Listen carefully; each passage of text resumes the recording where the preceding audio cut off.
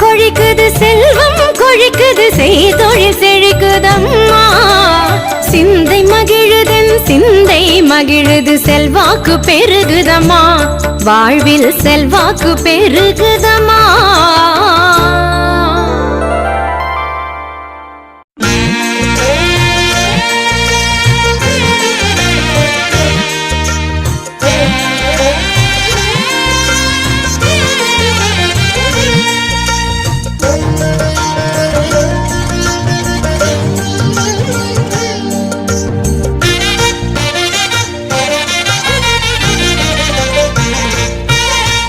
திருமலை கோடி தங்க கோயில் நாராயணி அம்மா.